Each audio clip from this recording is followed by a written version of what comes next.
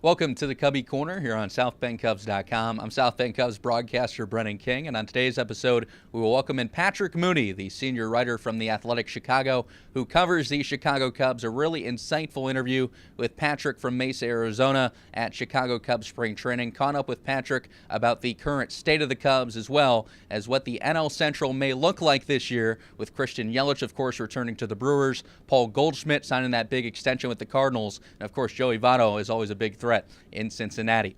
Before we get to Patrick's interview, want to remind you all that South Bend Cubs individual game tickets are on sale now. Secure your seats for opening night from Four Winds Field, April 4th at 7:05 p.m. The South Bend Cubs, led by new manager Buddy Bailey, will take on Lance Parrish's West Michigan Whitecaps to open the 140-game Midwest League season. There is nothing like opening night. Going to be great to see a new flock of players coming into Four Winds Field. It should be a really fun year from Four Winds Field to watch the South Bend Cubs. Here's Patrick Mooney on the Cubbie Corner. And reporting from Mesa, Arizona at Chicago Cubs spring training camp, Brennan King alongside Patrick Mooney, senior writer for The Athletic Chicago. Patrick, great being with you today. And how many spring trainings is it for you now?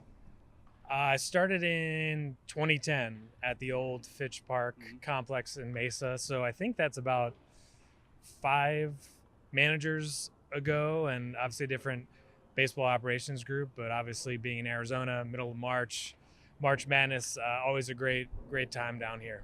As you take a look around here at the Sloan Park facility, I mean, just all these fields, how much has it grown since you first got here?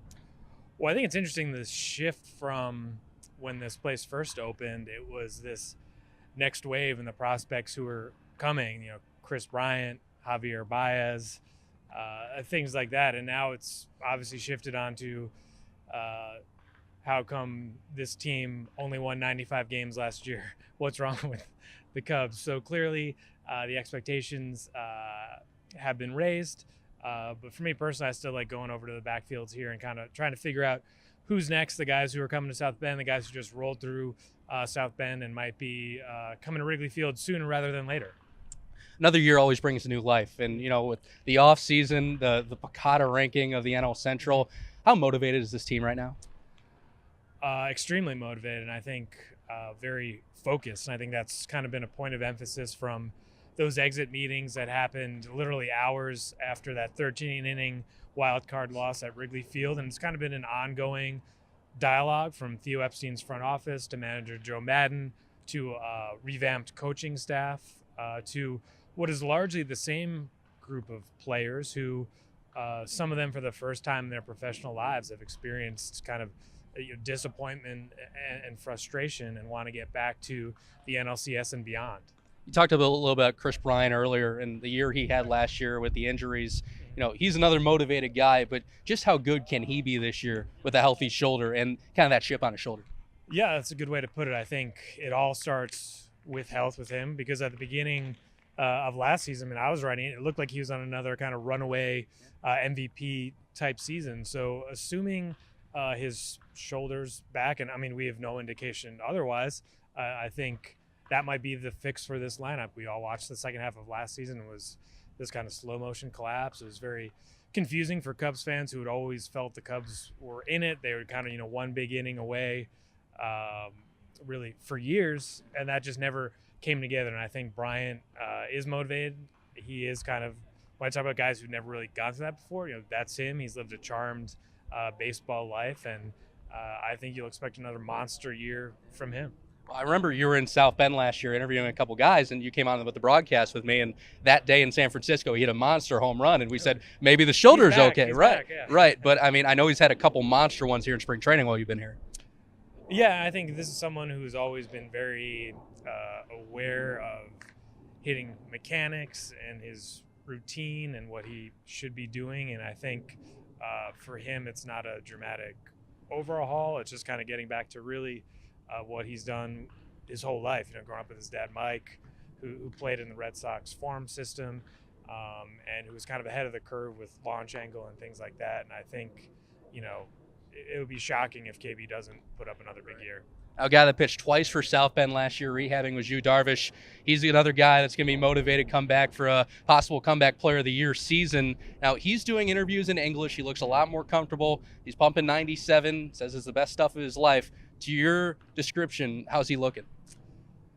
I think he's checked every box that the Cubs have needed to see so far. I think there's that disclaimer. It's only spring training. This is designed to be extremely comfortable for pitchers, and it's this kind of slow build-up. But I think almost every player who comes in here on a big free agent deal says, like, man, even if they don't process it in real time, they look back on year one and say, that was different. I was trying to overdo it. I put a lot of pressure on myself, really outside of maybe someone like Ben Zobrist.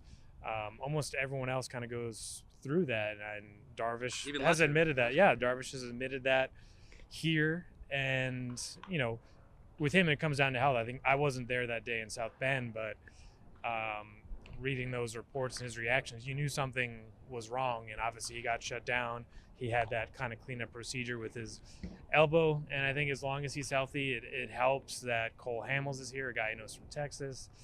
The fact that he doesn't have to be the man and carry what might be the NL's best rotation anyways. I mean, everything's trending in the right direction. We'll just see what happens when the real games start. Right. How competitive do you think the NL Central is going to be this year? Yeah, I think one team will probably put it all together. One team will be extremely disappointing, but there aren't those trips into Cincinnati where you think, oh, the Cubs are going to have a couple of games where they score 12 plus runs. They're a really interesting team. I don't know if it will come together for them, but they've improved their pitching staff to go with what has always been a really interesting, good, everyday lineup. The Brewers, I think a lot of people, myself included, underestimated them all the way up to the point they were celebrating at Wrigley Field after a game 163 win. I think the Cardinals maybe have gone through their transition years and now are in a much better place. And the Pirates are a tough team to face. They got a really good kind of scouting, game planning system, some good pitchers, some nice everyday players. So whoever wins the NL Central will have earned it.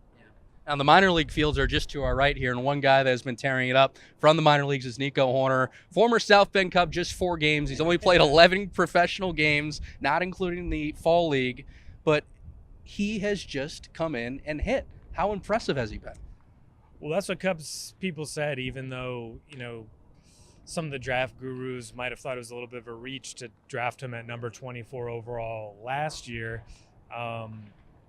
The Cubs know college hitters, and they really had this great feeling about Nico Hoerner as an athletic, up-the-middle defender, as a person on and off the field, how he conducts himself. And, yeah, the guy can just hit.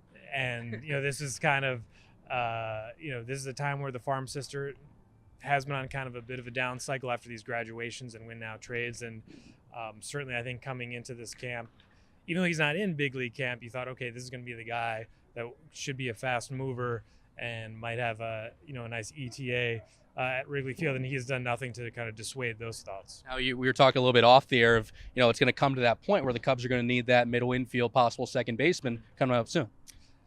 Yeah, this team is kind of built for right now, and kind of the end of 2021 is where they've got a lot of guys that'll become free agents or their contracts fall off the books, and they're going to have to reshape this team. And so there's going to be an opportunity for Nico Hoerner that wasn't really there for, say, Gleyber Torres, and that they had to trade him away. I mean, Nico is a guy, I don't know if he's going to be, an all-star MVP like Kris Bryant, but it's telling that they put him in the Arizona Fall League the same year as his draft year, and that, he really should be a solid, everyday major league player, a second baseman who's a great guy in the clubhouse. Maybe he can play short and has really been kind of that Cubs way type player. Well, we'll certainly keep an eye out for Nico. Really, the only way is up for him right now. Patrick, before we go, just tell the fans how they can read your stuff on The Athletic. Yeah, subscribe to The Athletic. You get access to a ton of writers across the country. Ken Rosenthal, my colleague, Sadaf Sharma.